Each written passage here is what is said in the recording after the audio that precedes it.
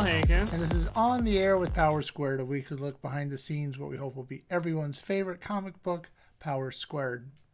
We're sort of doing an apology podcast. Yeah.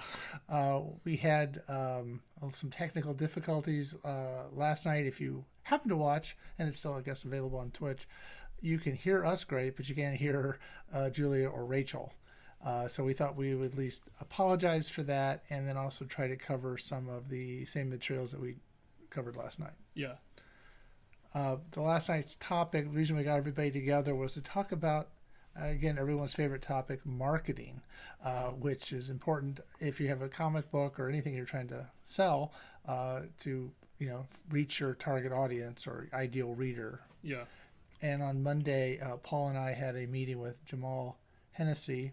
Hope we're pronouncing his name right. Yes, who wrote a book about doing that. We sponsored his Kickstarter, and because we gave, I guess, extra, we were able to have an hour of his time, which we did on Monday, to talk about marketing Power Squared. Yeah. So one of the things that we talked about was like where we should be concentrating our effort. And we think at this point that it's college students and possibly twins in college. Yeah. Because we're trying to aim at, I used to say, the new adult, right. People that are becoming new adults, new adult fiction. And it's also fantasy and superheroes. And so that's where he thinks we should try to.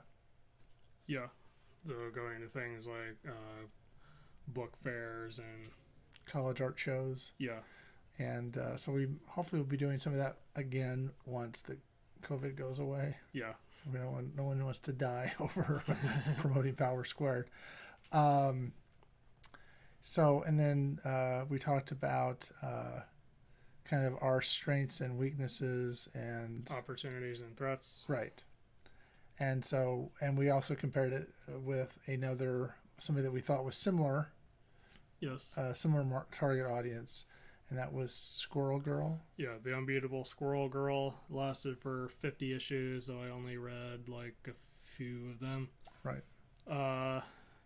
Based on our conversation with him, our Squirrel Girl's strength is that it has Marvel backing it, but one of its weaknesses was the fact that it had Marvel backing it. With Marvel... has an interconnected universe, and you basically need to be following a bunch of stuff in order to keep up with what's happening. Like, for example, in the first issue of Unbeatable Squirrel Girl, Kraven the Hunter shows up, but in order to get the full context of why he was in a specific location, you'd have to have been reading a Spider-Man arc going on at the same time. So one of the strengths of our comic book is it's the one story. Yeah. So you don't have to have read the Power Squared multiverse to understand, which would be great if we could figure that out. But you don't have to have read all that stuff. Right. And so I guess one of our what's a weakness? Oh, for Power Squared. Power Squared. I know we have them. Well, isn't that like the lack of marketing? Yes, or readership. Yeah. Our fan base. So that's one of the things that marketing is supposed to help increase so that we can have a more rabid fan base. The way he put it was we have a car and we have food, but we don't have the destination. Right. And one of the things I thought he liked that we'd already done was we've kind of geared the website to have sort of you don't sign up for the newsletter, you enroll at San Ramiro Community College. Yeah. And all the classes, of course, are free.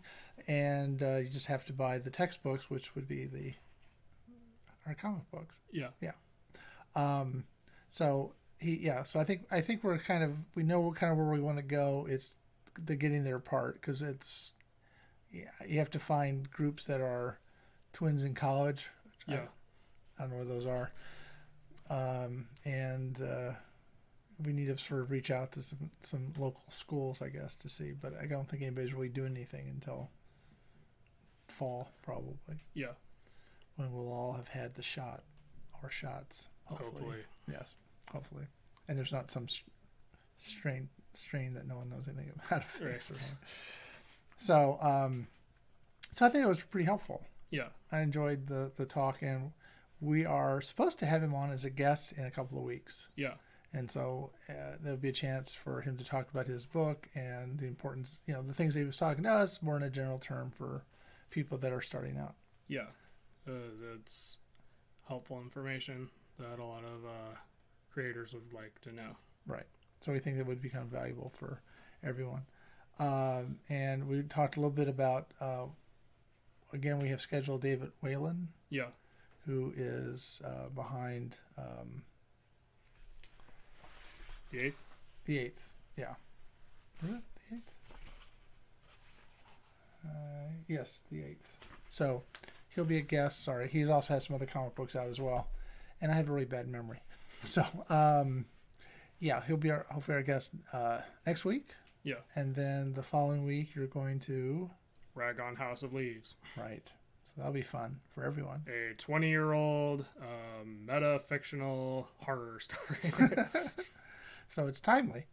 But no, I think that it was quite the endeavor to read it. So hopefully you can enlighten people about it. Yeah. And talk about how you found out about it. Things like Here's a small preview. I only liked one layer of the book. But you'll have to tune in to find out which layer that was. Yeah. Anything else that we talked about that would be... Well, we spent 30 minutes talking. So we wrapped it up in 5. Well, I think that was generally what we talked about. We did sort of a kind of where everybody is with what they're working on. Yeah. And Rachel just finished drawing the end of 17. Yeah.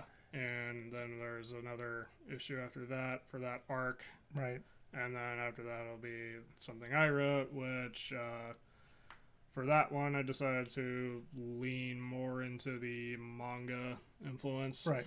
So, which, we have those kind of characters in ours anyway, so it's good. Yeah. That we're sort of leaning more into it, I think. And then Julia's coloring 17 and Trevor finished lettering 16. So we need to figure out when we're putting out issue 11. Yes. We can't wait for the fan base to know. And then he also talked about his Global Comics. Yeah. As a website perhaps for us to put our stuff up on. Yeah. And he said it was... He doesn't say it to recommend it to everyone, just when the situation calls for it. Yeah. At least that's what he told us. Yeah. So he may say it to everybody too. But anyway, that was kind of where we're going with it. And sorry, my phone's buzzing. Anything else we talked about? The newsletter. Right. Oh, yeah. He recommended that if you've signed up for the newsletter, you've been getting the bark 3 or 4 times a month, and then once a month we send out the Hound Dogs Howl, named after, of course, the school newspaper at San Romero. And so we're just going to kind of cut back and just do a monthly newsletter, the Hound Dogs Howl, starting with, I guess, March. Yeah. So we'll do one more bark. And then we'll continue to have the bark I think we'll try to use it for maybe if there's an event or something we want to, like something's coming out today or we're going to be someplace. Yeah, so just something quick. Yeah. So I hope that's okay with you, but we weren't really getting a lot of clicks. Yeah. And it is something to put together. It's not, Yeah. So if you have been reading it, thank you. If you haven't been, well, now you only have to read one thing a month. Yeah. There won't be as much spam as before. And we will still do, if you like the Peak of the Week, I still plan to do that, but it'll probably be just through Instagram. And then until it shows up in the Hound Dogs Howl. Yeah. So it'll be every week, but just a different way of finding it. So you'll have to follow us on Instagram. Yeah. If you haven't already. All right. Anything else? I guess before we wrap up, I wanted to specifically apologize to HagazX, who watched our last stream. I thought we would be able to get the last podcast up with all the audio, but I couldn't because I was an idiot. No, just something happened. Yeah, I thought we could save all the audio, but we couldn't. So hopefully this makes up for it. Yeah, I think he tuned in to hear Julia's pearls of wisdom, and so he couldn't hear her. So yeah, our apologies for that. Yeah. So please come back and try us again. So as always, if you are watching this on YouTube and you like it, like the video, subscribe if you want to see more, and ring the notification bell if you want to see exactly when these videos go up. All right. So until next time, I'm David Hankins. I'm Paul Hankins. And this has been On the Air with Power Squared.